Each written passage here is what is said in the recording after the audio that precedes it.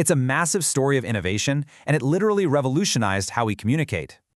So, if I asked you to picture the true birthplace of modern literary consumption, you'd probably imagine, I don't know, a grand university hall or maybe a quiet, candlelit study somewhere, right? Well, actually, scratch that. The truth is way more chaotic and a whole lot more caffeinated. Modern English literature, at least as a shared public experience, was really born in the bustling, noisy, smoke-filled coffee houses of 18th century London. It was this totally unexpected incubator, but it ended up changing the English language forever. Here is a quick look at our roadmap. We'll be covering the original information age, coffee houses and print culture, the pioneers of the periodical, transforming English literary style, shaping the public sphere, and finally rounding it out with their lasting literary legacy. Let's get right into it. Starting with Section 1, the original information age, defining the baseline of 18th century media. Okay, so what exactly are we talking about here? The specific definition of our subject, the essay periodical, is really what makes this whole era so fascinating. It was a publication issued at regular intervals, daily, weekly, or monthly. But here's the key thing to remember. It wasn't just a dry daily recap of the news. Instead, it contained short prose pieces, essays, and commentary that spoke directly to a general readership. It focused on contemporary manners, morals, and just everyday society. It was incredibly relatable. Okay, let's dive into this comparison. Unlike the existing media of the time, which were basically either dry, news-focused papers or angry, single-issue political pamphlets, the essay periodical was an entirely different experience. It was specifically designed for a general readership, focusing heavily on accessible prose. So instead of shouting at you about politics or, just listing out boring shipping manifests, it offered this nuanced, conversational take on how to live a good life. Moving on to Section 2, Coffee Houses and Print Culture, the perfect storm for a literary revolution. Now, this literary revolution, it didn't just happen in a vacuum, right? It was actually the result of a very specific chain of events.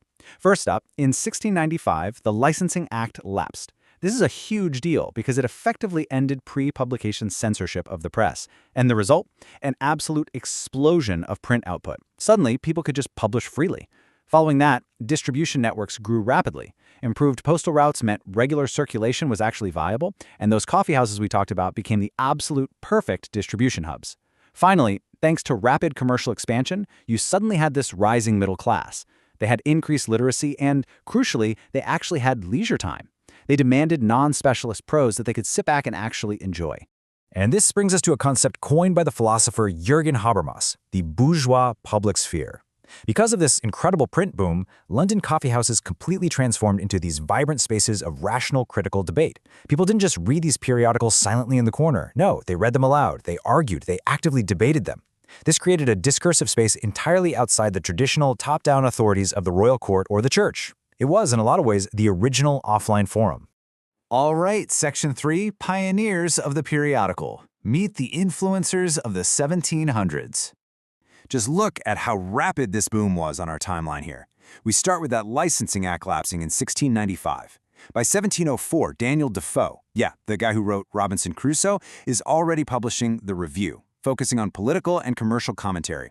Just 5 years later, in 1709, Richard Steele launches The Tatler. And this is brilliant. He introduces a highly entertaining, fictional persona named Isaac Bickerstaff to deliver gossip, manners, and moral commentary. Think about that, creating a fake personality to engage an audience. That was a massively fun, completely disruptive media innovation for the 1700s.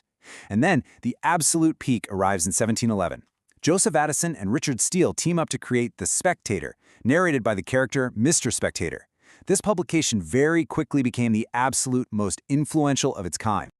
Which brings us to Section 4, Transforming English Literary Style, How Delivery Changed the Language Itself.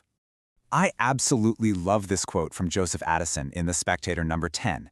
He stated his goal was to bring philosophy out of closets and libraries, schools and colleges, to dwell in clubs and assemblies, at tea tables and coffee houses. So the crucial point is that they weren't just trying to pass the time. Their overarching aim was actual moral and social reform.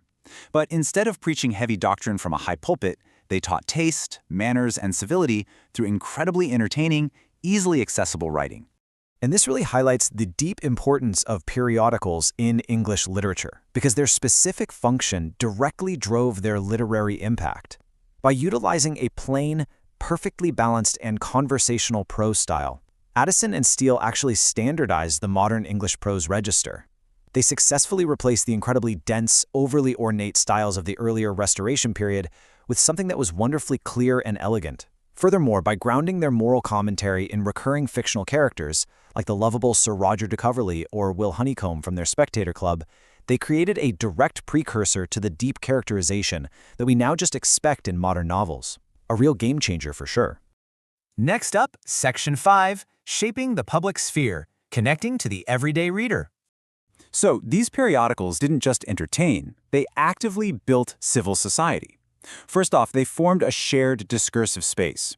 A broad readership could now debate politics and aesthetics using a completely shared vocabulary. Second, they frequently addressed female readers directly. Now, while they often reinforced conventional gender norms of the era, they also contained these vital moments of genuine advocacy for female intellect and education. And third, they functioned as the early arbiters of consumer taste. By reviewing fashion, theater, and literature, they helped the emerging middle class confidently navigate the new world of consumerism, literally dictating what was considered quote-unquote good taste. Finally, Section 6, A Lasting Literary Legacy, From Coffeehouse Essays to the Victorian Novel. This incredible evolution absolutely didn't stop with Addison and Steele. A few decades later, the legendary Samuel Johnson continued the tradition with publications like The Rambler and The Idler, which gave the periodical form a much more sustained moral and critical weight. This rich tradition eventually fed directly into the growth of formal literary criticism. And ultimately, this regular, serialized format of delivering stories and commentary paved the way directly for the Victorian serialized novel. Honestly, without the brilliant groundwork laid by the 18th century essay periodical, we might never have experienced the iconic chapter-by-chapter releases of beloved authors like Charles Dickens and William Makepeace Thackeray. I want to leave you with this final thought today. We've seen how the lapse of a censorship act and the rise of coffeehouses created a completely new kind of media that transformed English literature, prose, and public debate. So ask yourself, how does today's digital public sphere, our social media feeds, our podcasts, our massive online forums, compare to that vibrant 18th century coffeehouse culture? Are our modern arbiters of taste shaping our discourse with the same philosophical and literary weight? It's a fascinating parallel to consider. Thank you so much for joining me for this explainer, and keep learning.